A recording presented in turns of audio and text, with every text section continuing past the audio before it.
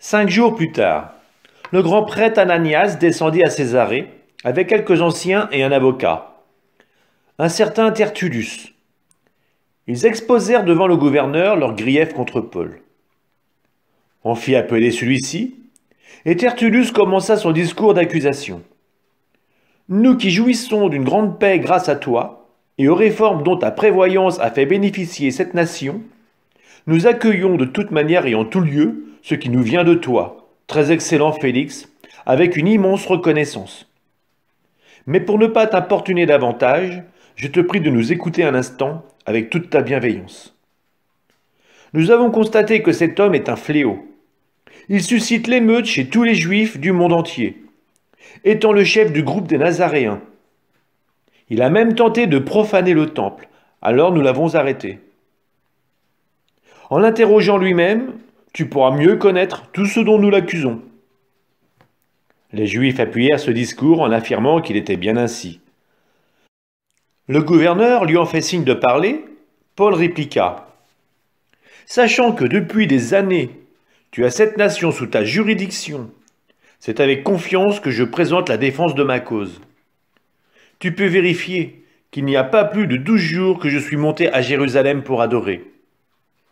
On ne m'a pas trouvé dans le temple en train de discuter avec qui que ce soit, ni dans les synagogues ou en ville en train d'ameuter la foule.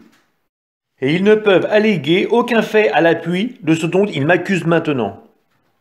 Mais je le déclare devant toi, c'est selon le chemin du Seigneur, ce qu'il désigne comme un groupe, que je rends un culte au Dieu de nos pères. Je crois à tout ce qu'il y a dans la loi et à tout ce qui est écrit dans les prophètes. Mon espérance en Dieu est ce qu'ils attendent eux-mêmes. C'est qu'il va y avoir une résurrection des justes et des injustes. C'est pourquoi moi aussi, je m'efforce de garder une conscience irréprochable en toutes choses devant Dieu et devant les hommes. Au bout de plusieurs années, je suis venu apporter le produit des aumônes destinées à ma nation et présenter des offrandes rituelles. C'est à cette occasion qu'on m'a trouvé dans le temple après une cérémonie de purification, sans qu'il y ait eu ni attroupement ni tumulte. Il y avait ce jour-là des Juifs venus de la province d'Asie. Ils devraient se présenter devant toi et m'accuser s'ils avaient quelque chose contre moi. Ou bien alors, que ceux qui sont là disent quels délit ils ont constaté quand j'ai comparu devant le Conseil suprême. À moins qu'il ne s'agisse de cette seule parole que j'ai criée, debout au milieu d'eux. C'est à cause de la résurrection des morts que je passe aujourd'hui en jugement devant vous. Félix, qui avait une connaissance approfondie de ce qui concerne le chemin du Seigneur, ajourna l'audience en disant « Quand le commandement Lysias descendra de Jérusalem, je rendrai une sentence sur votre affaire. » Il donna l'ordre au centurion de garder Paul en détention avec un régime adouci, et sans empêcher les siens de lui rendre les services.